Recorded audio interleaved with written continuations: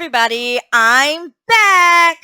I know it's been about 4, maybe 5 weeks since I posted, but a lot has been going on. The biggest thing is I bought a house. I bought a house. I bought a house. I am a homeowner, and it's great. Like, I'm freaking loving it. I will give a house tour at some point when I actually finish unpacking. But until now, you only get to see this little small part of my room. Look, I painted the wall back there. It was this like pinkish color. It wasn't like a bad pink, but I like that color better. And then this wall in front of me is actually black. Oh gosh, it's great. Wait till you see the tour. Anyway, so I want to talk about assumptions in autism today. So there are so many things that are assumed about autism and autistic people, and I've picked 12 of them to kind of like touch base on because they're mostly these assumptions that kind of like grind my gears or like kind of make me a little bit angry, and the autistic community kind of like rub us the wrong way just a little bit, maybe maybe a lot of it, but I want to touch about those. But before we get started, go ahead and click that subscribe button and click the thumbs up like button.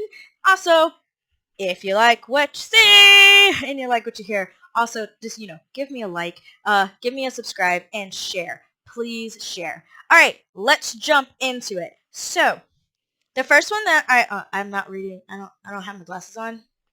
It's hard for me to read. I got it all written down this time. So we're gonna see how this goes. The first thing is autism is a children's sickness disorder. So there are two things about this that I want to touch base on. First is autism is not a sickness or an illness. It is a disorder and or disability or ability, as persons with disabilities say. And the second thing is that autism is not just a childhood thing. Children with autism grow up to be adults who still have autism. It doesn't just magically go away. It doesn't just we don't grow out of it. We may learn ways to handle the world and navigate the world better, but no, it's there forever.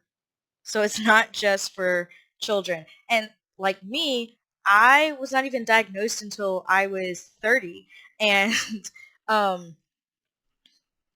that we look back on things from my childhood, there are things that I don't even remember happened that my mother tells me happened, and there are stories, but it riddled with, oh, that was because of the autism, and that's because she's autistic, and that's because she's autistic, and that was because she's autistic. So not just a child thing. It's forever, people. Forever. Second thing is sensory sensitivities are just fears. Seriously?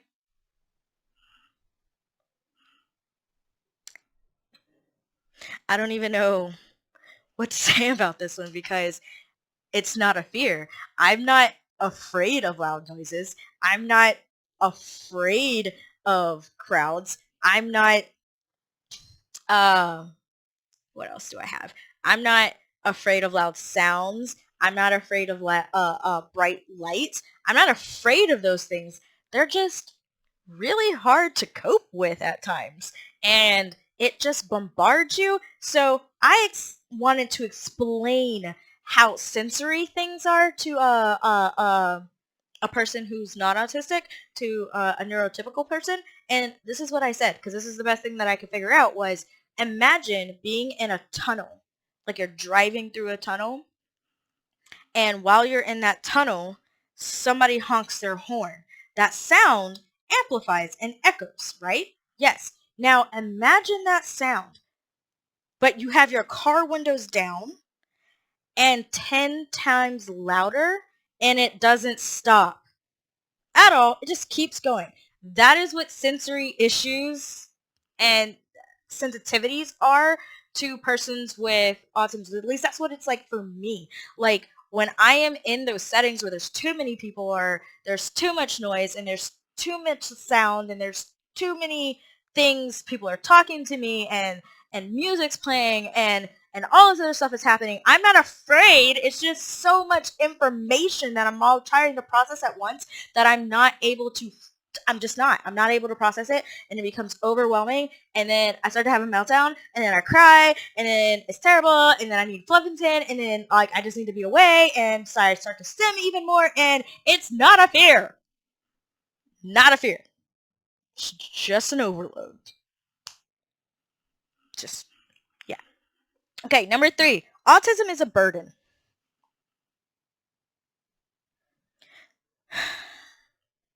I am really lucky to have a very loving mother and a loving father, a loving family, and some really awesome friends who stuck with me through all my crazy and undiagnosed whateverness up until I was 30 and chose to continue to stick with me afterwards. I am not a burden to them. I may sometimes feel like I have caused them pain, sadness, hurt them by things that I have said, but they do not see me as a burden. Autism is not a burden. If you feel like autism or an autistic person is a burden, shame on you. Is a blind person a burden? Is a deaf person a burden? Is a person in a wheelchair a burden? No, nobody with any disability or any mental disability or any ailment of any kind is a burden. To say that to somebody, even if you don't think that they understand, brings them down. And it's wrong. Would you want someone to say to you, because you didn't know how to say words correctly, or you couldn't drive correctly, or you, for everyday things, say that you ate loudly, would you want someone to say, oh, you're a burden because you eat loudly? That's what it sounds like when you say that autism is a burden. It's not a burden. Don't say it. It's wrong. It's rude. You're wrong. And to everybody who understands and just goes with it and helps, wonderful people. You're great. You're great. You treat us normally, and that's what we really want. So, number 4, autism only affects boys, males. Ah! So, like, I don't even remember which way I wrote these down in, so it's like I'm reading them for the first time again. Guys, people! Autism is not just for males. Ding, ding, ding, ding, ding, ding, ding, ding, ding. Look at me. I'm female, and I'm so autistic. Can you tell most of the time? We're going to get to that one. No spoilers. But when autism was first being researched and diagnosed and everything like that, it was very skewed on how a boy would show symptoms. So some females get tested for autism, they mask so severely that they pass, and then they're told they're not autistic. They're so autistic. So it's, even today, standards, the test is skewed, and the reasonings behind it are so skewed. It is not just for boys. There are plenty of females. Come on. There are so many things out there that show that there are strong female autistic people out there. Like, come on. We're just better at masking than boys are. And that's a terrible, terrible downfall for us, it seems, because it's kind of like knocked us back a bit. We're not able to get the help that we need sometimes, but it's getting better. No, it is not just for boys. Females are autistic too. It's a thing. Look at me. Number 5. Autism means stupidity. I am not stupid. I may not understand some of your jokes. Doesn't mean I'm stupid. I'm actually very smart. And autistic people, all autistic people, we're not using high functioning, low functioning anymore.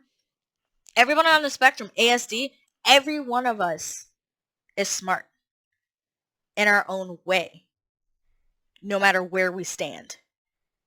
We are not stupid. Do not call me stupid.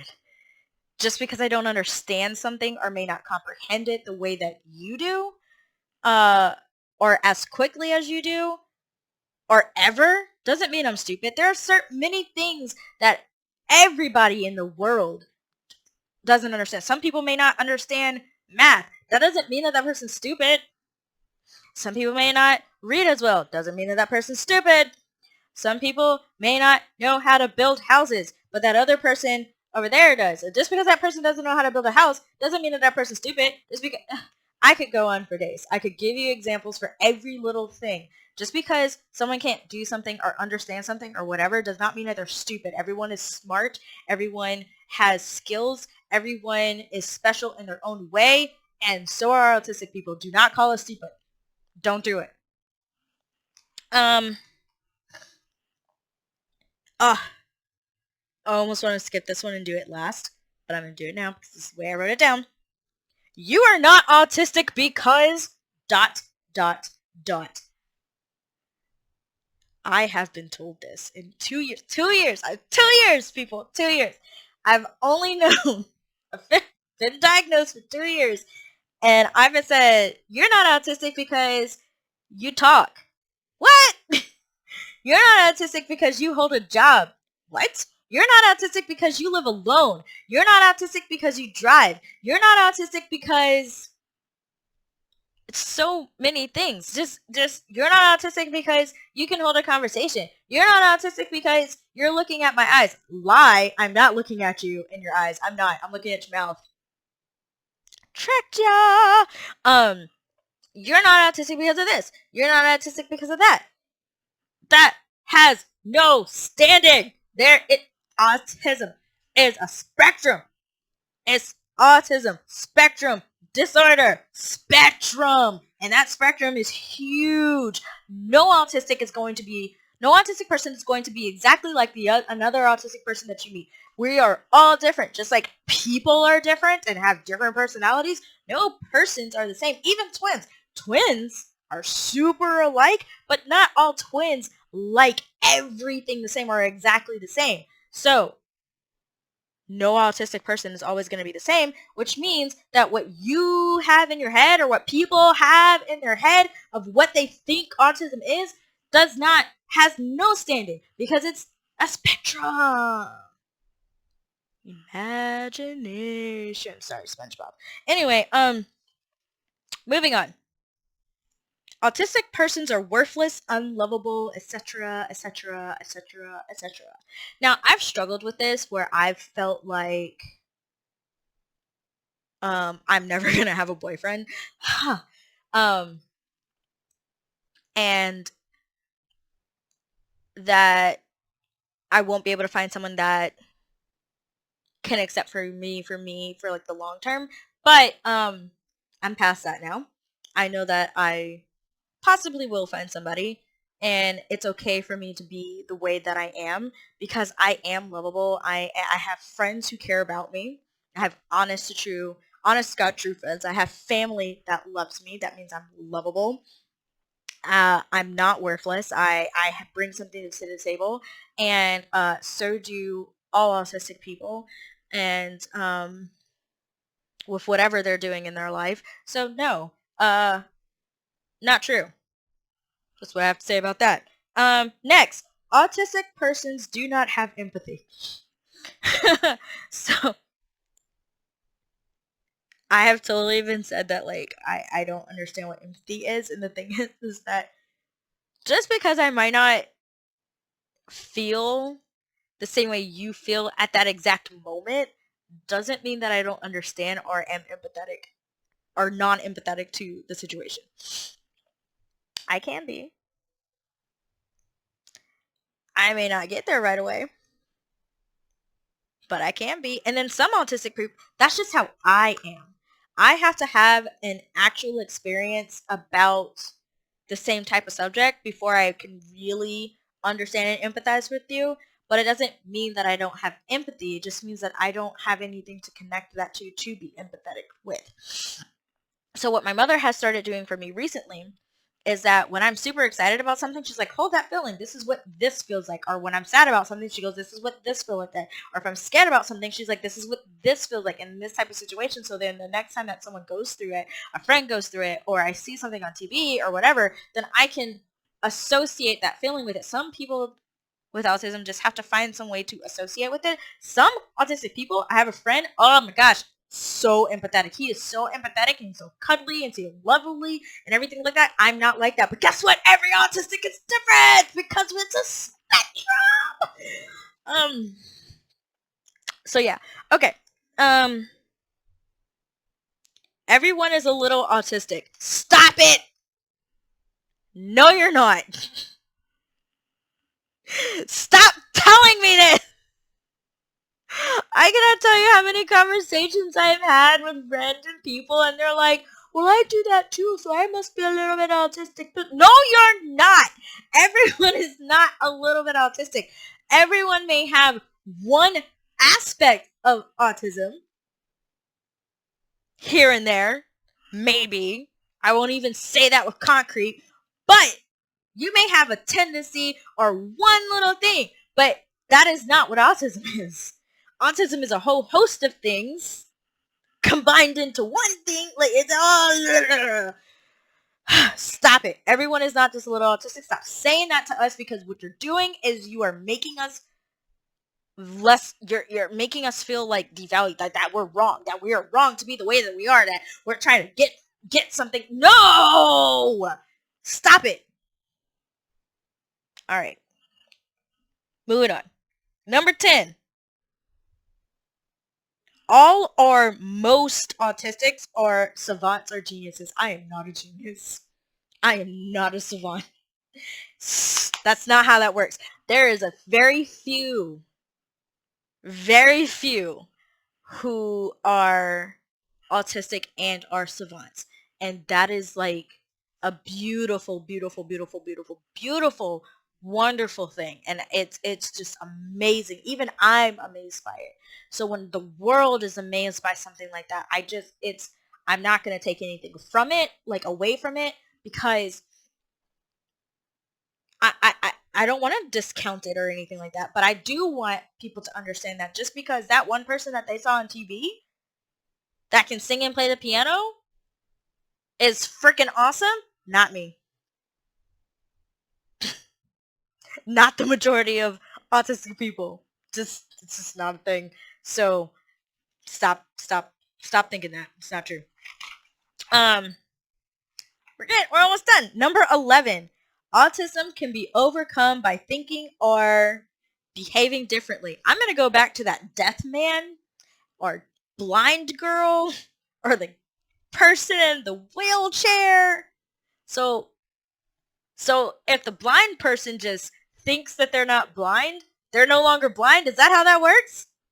No. If the person who's deaf just believes and behaves that they're not deaf, are they no longer deaf? Nope. If the person who has no legs and is paralyzed in that wheelchair, if they just believe and behave like they can walk, then they can do that? No. Same thing with autism. If I believe I'm not autistic, does not change the fact that I'm autistic and I'm always going to be autistic. Just the way it is. Can't change it. Gonna be like that. All right. Autism is obvious. The last one, number 12. Autism is obvious. No, it's not. Not all the time. I'm the perfect example of that, and honestly, a lot of females are the perfect example that autism is not obvious. And even my friend who is male, he did not get diagnosed until his late teens.